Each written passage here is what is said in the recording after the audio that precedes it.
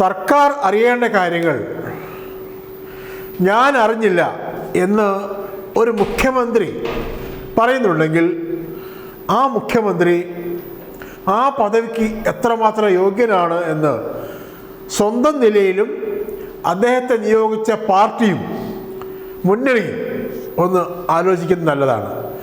സ്വന്തം നിലയിലും പാർട്ടിയും മുന്നണിയും മാത്രമല്ല, വി ഡി സതീശനെ സർവാത്മനാ പിന്തുണച്ചുകൊണ്ട് കേരളത്തിന് പുതുയുഗം വരാൻ പോകുന്നു എന്ന് പ്രചരിപ്പിക്കുന്ന മാധ്യമ സിംഹങ്ങളും സതീശൻ പക്ഷ മാധ്യമ സിംഹങ്ങളും ഇതൊന്ന് ആലോചിക്കുന്നത് നല്ലതാണ്.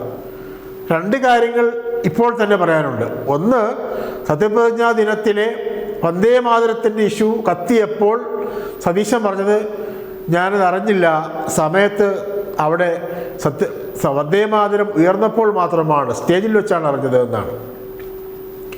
ഇപ്പോൾ യോഗാ ദിനവുമായി ബന്ധപ്പെട്ട് ഗവർണർ വിവിധ വകുപ്പ് മേധാവികളുടെ യോഗം വിളിച്ചപ്പോൾ അത് അദ്ദേഹം അറിഞ്ഞില്ല എന്ന് മാത്രമല്ല, പ്രതിപക്ഷ നേതാവ് ആ വിഷയം ഉയർത്തി മാധ്യമങ്ങളോട് സംസാരിക്കുകയും മാധ്യമങ്ങളിൽ വാർത്ത വരികയും ചെയ്തപ്പോഴാണ് അത്രേ അറിഞ്ഞത്. അദ്ദേഹം പറയുന്നു ഞാൻ അറിഞ്ഞില്ല. ഈ രണ്ട് കാര്യങ്ങളുടെ പൊളിറ്റിക്കൽ ഇമ്പാക്റ്റ് എന്താണ്? എന്താവണം കേരളത്തിൻ്റെ മുഖ്യമന്ത്രി? അദ്ദേഹത്തെ എങ്ങനെയാവണം സ്വന്തം നിലയിൽ വിലയിരുത്തുന്നത്? മാധ്യമങ്ങളും സതീശൻ ഫാൻസും അവതരിപ്പിക്കുന്നതിനപ്പുറം സതീശൻ, വി ഡി സതീശൻ എന്ന കേരളത്തിൻ്റെ മുഖ്യമന്ത്രി സ്വന്തം നിലയിൽ എങ്ങനെ മനസ്സിലാക്കണം, എങ്ങനെ വിലയിരുത്തണം, എങ്ങനെ കേരളത്തിൻ്റെ മുഖ്യമന്ത്രി എന്ന നിലയിൽ ജനങ്ങൾ അദ്ദേഹത്തെ വിജയിപ്പിച്ച വലിയ വിഭാഗം ജനങ്ങളുണ്ടല്ലോ, അതുകൊണ്ടാണല്ലോ 102 MLA ഭൂരിപക്ഷമുള്ളത് UDF-ന്. ആ ജനങ്ങൾക്ക് അദ്ദേഹം നൽകേണ്ട ജനാധിപത്യപരമായ ഭരണപരമായ ഉറപ്പ്, അഷ്വറൻസ് എന്തായിരിക്കണം? ചെറിയ കാര്യമല്ല. കാരണം ഇപ്പോഴത്തെ കാര്യം തന്നെ എടുക്കാം.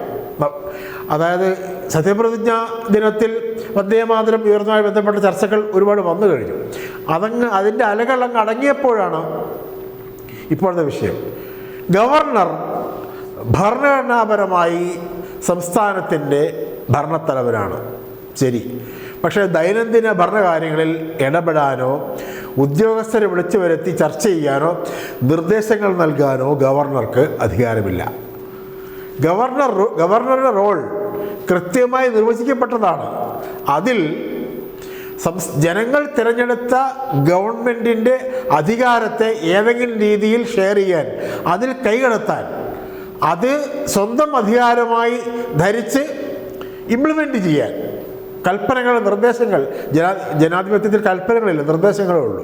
ഉത്തരവുകൾ പോലും ഒരു രാജാധികാരത്തിൻ്റെ വാക്കുകളാണ്, നിർദ്ദേശങ്ങൾ.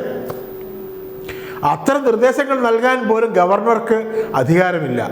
ഗവർണറുടെ ജനാധിപത്യ സർക്കാരിന് മേലുള്ള ഗവർണറുടെ അധികാരം വളരെ പരിമിതപ്പെടുത്തപ്പെട്ടതാണ്.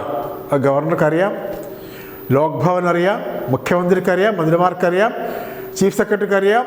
ജനാധിപത്യത്തിൻ്റെ 4ാം തൂണായി സ്വയം വിശേഷിപ്പിക്കുന്ന നമ്മൾ മാധ്യമങ്ങളും അറിഞ്ഞിരിക്കണം. അതിനെക്കുറിച്ച് ശരിയായ ബോധ്യമുണ്ടെങ്കിൽ വി ഡി സതീശൻ എന്ന മുഖ്യമന്ത്രി ഞാനൊന്നും അറിഞ്ഞില്ലേ എന്ന് പറയുമ്പോൾ വിരൽ ചൂണ്ടിക്കൊണ്ട് ഇങ്ങനെ ചോദിക്കാനുള്ള അവകാശം നമുക്കുണ്ട്. പിന്നെ എന്തിനാണ് താങ്കൾ അവിടെ ഇരിക്കുന്നത്? ഇങ്ങനെ അറിഞ്ഞില്ല എന്ന് പറയാൻ നാണമില്ലേ? അത് സ്വയം അപമാനിക്കലല്ലേ? ഇരിക്കുന്ന കസേര അവഹേളിക്കലല്ലേ? ആർജവമില്ലാത്ത പ്രതികരണമല്ലേ? തീർച്ചയായും അത് ഇനിയുള്ള 5 വർഷം തുടങ്ങിയിട്ടുള്ളൂ. 5 വർഷം പൂർണ്ണമായി നെടുങ്ങനെ കിടക്കുകയാണ് വി ഡി സതീശൻ സർക്കാരിന്. ഇനിയുള്ള 5 വർഷവും വി ഡി സതീശനും അദ്ദേഹത്തിൻ്റെ സർക്കാരിന് പാഠമായിരിക്കേണ്ട ഒരുപാട് കാര്യങ്ങൾ ഇതിലുണ്ട്. അതായത് ഗവർണർ, ആദ്യം തന്നെ സത്യപ്രതിജ്ഞാ ദിനത്തിലെ കാര്യം ഒന്നും കൂടി പറയാം. വന്ദേ മാതരത്തിൽ തുടങ്ങി സത്യപ്രതിജ്ഞ ചെയ്യുന്ന രീതി കേരളത്തിൽ ഇതുവരെ ഉണ്ടായിട്ടില്ല. ജനഗണമനയാണ് നമ്മുടെ ദേശീയ ഗാനം. ജനഗണമനയിലാണ് തുടങ്ങുന്നത്. വന്ദേ മാതരത്തിൽ തുടങ്ങുന്നത് ഗവർണറുടെ രാജ്ഭവൻ്റെ, ലോക് ഭവൻ്റെ തീരുമാനമായിരുന്നു. അത് പക്ഷേ പൂർണ്ണമായും ഗവർണറുടെ തീരുമാനപ്രകാരം, ലോക് ഭവൻ്റെ തീരുമാനപ്രകാരം നടന്നു. എല്ലാം കഴിഞ്ഞപ്പോൾ സതീശൻ പറയുന്നു ഞാൻ അറിഞ്ഞില്ല, വിവാദമായപ്പോൾ.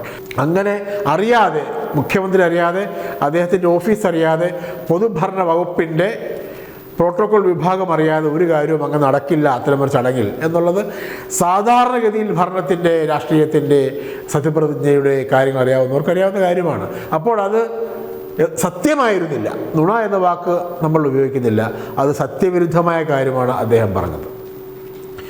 എന്തായാലും അത് കഴിഞ്ഞു. ഒരു മാസം തികയാൻ പോവുകയാണ് സർക്കാർ വന്നിട്ട്. അപ്പോഴാണ് ഇപ്പോഴത്തെ കാര്യം. ബജറ്റ് അവതരണത്തിൻ്റെ തലേന്നാണ് യോഗാ ദിനവുമായി ബന്ധപ്പെട്ട് ഉന്നത ഉദ്യോഗസ്ഥരുടെയും കുറേ അതിന് താഴെയുള്ള ഉദ്യോഗസ്ഥരുടെ യോഗം. അദ്ദേഹം എല്ലാം കഴിഞ്ഞിട്ട് ഞാൻ അറിഞ്ഞില്ല എന്ന് പറഞ്ഞിട്ട് ഗവർണർക്ക് ഒരു കത്തയക്കുണ്ടായി. ആ കത്ത് ചരിത്രപരമായി രേഖപ്പെടുത്തപ്പെടേണ്ട കത്താണ്. എന്താണെന്ന് വെച്ചാൽ ആ കത്ത് ഒന്നാമതായി ചീഫ് സെക്രട്ടറി കൊണ്ടാണ് അയപ്പിക്കുന്നത്. ഭരണത്തിൻ്റെ, ജനാധിപത്യ ഗവൺമെൻറ്റിൻ്റെ, ജനങ്ങൾ തിരഞ്ഞെടുത്ത ഗവൺമെൻറ്റിൻ്റെ തലവൻ, അതായത് പൊളിറ്റിക്കൽ ക്യാപ്റ്റൻ മുഖ്യമന്ത്രിയാണ്. മുഖ്യമന്ത്രി പറയണം, മിസ്റ്റർ ഗവർണർ, താങ്കൾക്ക് ഈ ഗവൺമെൻറ്റിലെ ഉദ്യോഗസ്ഥരെ വിളിച്ചു വരുത്തി ഇങ്ങനെ യോഗം നടത്താൻ അധികാരമില്ല. അത് ഭരണഘടനാപരമായി താങ്കളുടെ അധികാരത്തിൽപ്പെട്ടതല്ല. അത് പാടില്ലായിരുന്നു, ഇനി ആവർത്തിക്കരുത്. ഓക്കെ, അത്രയും പറഞ്ഞാൽ അത് ആർജവമുള്ള നിലപാടാണ്. ചീഫ് സെക്രട്ടറി ഒരു കത്തയച്ചു. ചീഫ് സെക്രട്ടറി ബ്യൂറോക്രസിയുടെ തലവനാണ്, സർക്കാരിൻ്റെ ഒരു പ്രധാനപ്പെട്ട പാർട്ടാണ്, ശരിയാണ്. പക്ഷേ മുഖ്യമന്ത്രി ആവില്ല ചീഫ് സെക്രട്ടറി, ചീഫ് മിനിസ്റ്റർ ആവില്ല ചീഫ് സെക്രട്ടറി. ചീഫ് സെക്രട്ടറി അയച്ച കത്തിൽ വിനീതൻ്റെ സ്വരമാണ് സ്വാഭാവികമാണ്. അദ്ദേഹം ഉദ്യോഗസ്ഥനാണല്ലോ. ഗവർണറോട് അദ്ദേഹം പറയുന്നത് ഇനി ആവർത്തിക്കാതിരിക്കാൻ നോക്കണം.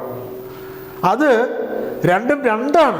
ആ ഭാഷയുടെ, ആ അഭ്യർത്ഥനയുടെ സ്വഭാവം രണ്ടും രണ്ടാണ്. പൊളിറ്റിക്കൽ ക്യാപ്റ്റൻ ആവില്ല ബ്യൂറോക്രസിയുടെ ക്യാപ്റ്റൻ. ആ വ്യത്യാസം ആ കത്തിൽ, ആ അഭ്യർത്ഥനയുടെ സ്വഭാവത്തിലുണ്ട്. അത് കേരളത്തിൻ്റെ ഇതപര്യന്തമുള്ള ഭരണത്തലവന്മാരോട്, ജനാധിപത്യ ഗവൺമെൻറ്റിൻ്റെ തലവന്മാർ പറയുന്ന വാക്കുകളുടെ രീതിക്ക് വിരുദ്ധമാണ്. പിണറായി വിജയൻ എന്നൊരു മുഖ്യമന്ത്രി കഴിഞ്ഞ 10 വർഷം കേരളം ഭരിച്ചു. ആരിഫ് മുഹമ്മദ് ഖാൻ എന്നൊരു ഗവർണർ കേരളത്തിൻ്റെ ഒരുപാട് കാര്യങ്ങൾ, പ്രത്യേകിച്ച് VC നിയമനം, ഉന്നത വിദ്യാഭ്യാസ രംഗത്ത് ഒരുപാട് കാര്യങ്ങൾ ഇടപെട്ടുകൊണ്ടേയിരുന്നു. കേരളത്തിന് അറിയാവുന്ന കാര്യമാണ്.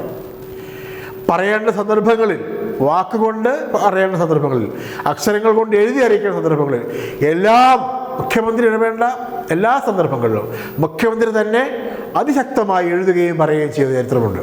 അങ്ങനെയാണ് ആരിഫ് മുഹമ്മദ് ഖാനും പിണറായി വിജയനും തമ്മിൽ, അല്ലെങ്കിൽ ആ കാലത്തെ രാജ്ഭവനും അന്നത്തെ രാജ്ഭവനും കേരള ഗവൺമെൻറ്റും തമ്മിൽ നിരന്തര ഫൈറ്റ് ഉണ്ടായിരുന്നത്.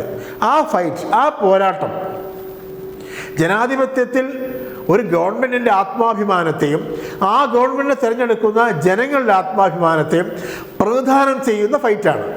അത് അല്ലാതെ വെറും ഏറ്റുമുട്ടലല്ല. ഒരു കവലയിൽ 2 ചട്ടമ്പികൾ തമ്മിലുണ്ടാകുന്ന ഏറ്റുമുട്ടലല്ല. കഴിഞ്ഞ ദിവസം ഉന്നത വിദ്യാഭ്യാസ മന്ത്രി റോജി എം ജോൺ പറഞ്ഞത് ലോക്ഭവനുമായി ഏറ്റുമുട്ടാൻ ഞാനില്ല എന്നാണ്. ഏറ്റുമുട്ടൽ എന്ന് പറയുന്നത് ആദർശപരമാവുക എന്നുള്ളതാണ് പ്രധാനം. ആദർശപരമല്ലാത്ത ഏറ്റുമുട്ടലുകളല്ല. പക്ഷേ ഒരു ഗവൺമെൻറ് അതിൻ്റെ ആത്മാഭിമാനം ഉയർത്തിപ്പിടിച്ചുകൊണ്ട്, അതിനെ തിരഞ്ഞെടുത്ത ജനങ്ങളുടെ ആത്മാഭിമാനം ഉയർത്തിപ്പിടിച്ചുകൊണ്ട് ഭരണഘടനാപരമായി നടത്തുന്ന പോരാട്ടം ഉണ്ടാവേണ്ടത് തന്നെ, തുടരേണ്ടത് തന്നെയാണ്. അതിന് തുടർച്ചയാണ് നമുക്ക് പറഞ്ഞു നിർത്താം. VD സതീശൻ എന്ന മുഖ്യമന്ത്രി രാജ്ഭവനോട്, ലോക്ഭവനോട് പറയേണ്ടിയിരുന്ന, അല്ലെങ്കിൽ ഗവർണറോട് പറയേണ്ടിയിരുന്ന ആ കാര്യവും ഉന്നത ഉദ്യോഗസ്ഥരുടെയും അല്ലാത്ത കുറവ് ഉദ്യോഗസ്ഥരുടെയും യോഗാ ദിനവുമായി ബന്ധപ്പെട്ട് വിളിച്ചത് ശരിയായ രീതിയല്ല, ആവർത്തിക്കരുത്. അത് അങ്ങയുടെ അധികാര പരിധിയിൽപ്പെട്ട കാര്യമല്ല. നമുക്ക് പരസ്പരം അധികാര പരിധിയുടെ ഉള്ളിൽ നിന്നുകൊണ്ട് സഹകരിച്ച് മുന്നോട്ട് പോകാം എന്ന് വളരെ ജനാധിപത്യപരമായ മര്യാദയോട് പറഞ്ഞിരുന്നെങ്കിൽ മുഖ്യമന്ത്രിയുടെ അന്തസ്സ് ഉയർന്നേനെ, ജനങ്ങളുടെ അന്തസ്സ് ഉയർന്നേനെ. അതുകൊണ്ട് ബഹുമാനപ്പെട്ട മുഖ്യമന്ത്രി VD സതീശ, താങ്കൾ കേരളത്തിൻ്റെ 70-ാം വർഷത്തിൽ, ഐക്യ കേരളം രൂപീകരിച്ച ശേഷമുള്ള കേരളത്തിൻ്റെ 70-ാം വർഷത്തിൽ മുഖ്യമന്ത്രിയായ, ചരിത്ര പ്രാധാന്യമുള്ള ഒരു കാലത്ത് പ്രധാനം ചെയ്യുന്ന മുഖ്യമന്ത്രിയാണ്. താങ്കൾ കുറച്ചുകൂടി കേരളത്തിൻ്റെയും കേരള ഗവൺമെൻറ്റിൻ്റെയും കേരള ജനതയുടെയും ജനാധിപത്യപരമായ ആത്മാഭിമാനത്തിന് വില നൽകുന്ന പ്രതികരണങ്ങൾ നടത്താൻ തീരുമാനിച്ചുറച്ച് പ്രവർത്തിക്കണം, പ്രതികരിക്കണം. താങ്കൾക്ക് ഒരു ജനതയുടെ മാൻഡേറ്റ് ഉണ്ട് എന്ന് താങ്കൾ മറന്നു പോകരുത്. ഒരു ഗവർണർക്കും ആ മാൻഡേറ്റിന് മീതെ പറക്കാനുള്ള അധികാരമില്ല എന്നും മറന്നു പോകരുത്. നന്ദി, നമസ്കാരം.